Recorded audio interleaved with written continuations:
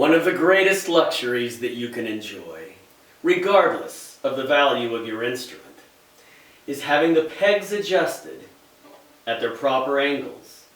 It's what makes tuning a violin into a dream, and wide vibrato in the half position a reality. Once a violinist discovers this secret, they wonder how they ever lived without it. Let's begin this lesson at the drafting board.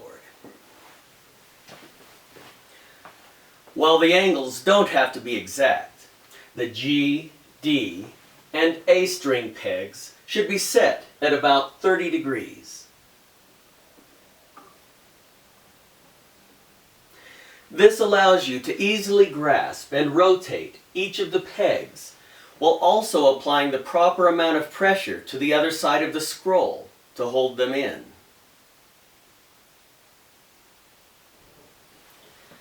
The E string, on the other hand, should always have a fine tuner, and its peg should be set straight up at about 90 degrees to the fingerboard.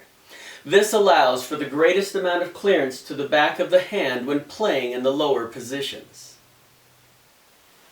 If this is your first time adjusting pegs, and you don't know how much your strings will stretch, let them completely settle in before beginning. Otherwise, this next operation can feel a lot like a puppy dog chasing its tail.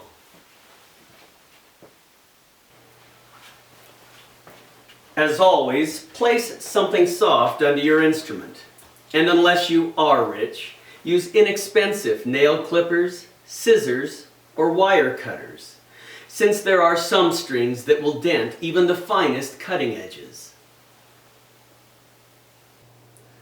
The pegs can end up anywhere after installing a new set of strings, and don't be surprised if you have to readjust them halfway through their life. First, determine how much needs to be cut off in order to rotate the peg back to where it should be. In other words, the distance from here to here.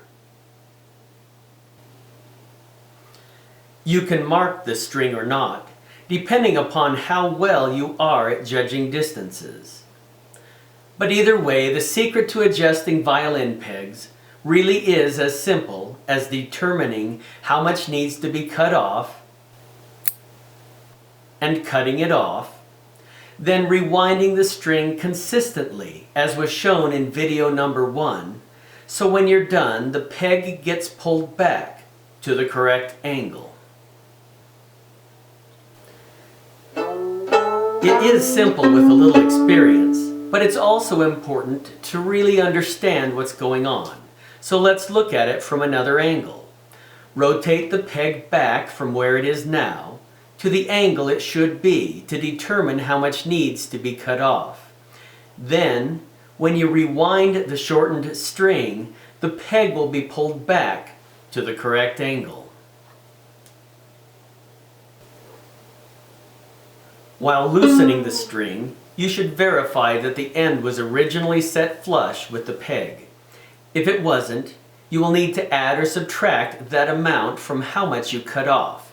Once again, if the string was sticking out, cut off that much more. If it was down inside, cut off that much less, so you can replace the string flush, which is the way it always should be.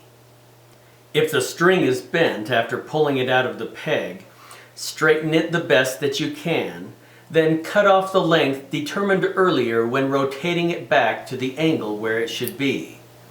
If the windings begin to unravel, or the string is limp and just won't stay in place, superglue can solve both problems by holding the loose windings together and stiffening the end of the string.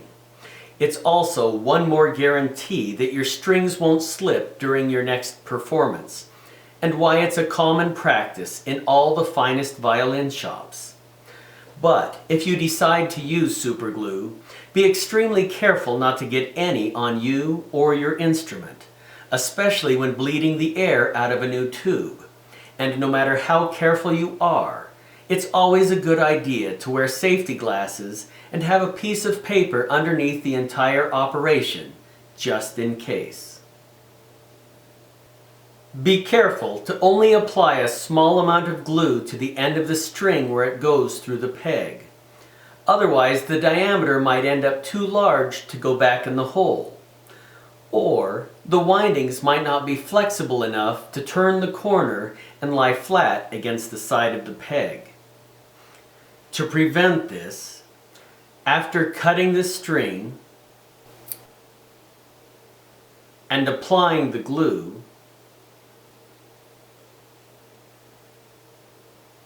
wipe off any excess with a small piece of paper while also pressing down on any loose wrappings or windings. Most luthiers heat the glue over a small flame to drastically speed up the drying process. But if it catches on fire, immediately blow it out, and if your reflexes are quick enough, your string will still be all right. The fumes are toxic, so if you decide to use super glue, don't put your head above the flame. But if your reflexes aren't quick enough, or you don't blow hard enough the first time, it's better to let the glue dry on its own. If the angle doesn't turn out just right, you can adjust the string in and out of the peg a little as long as it stays firmly in place and the end doesn't scrape against the peg box or other strings.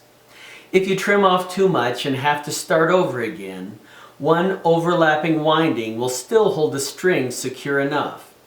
But as you might have guessed from the very beginning, it's better to cut off too little than too much. Repeat the operation on each peg that needs adjusting, and when you're finished, you will be amazed at how easy it is to tune your violin.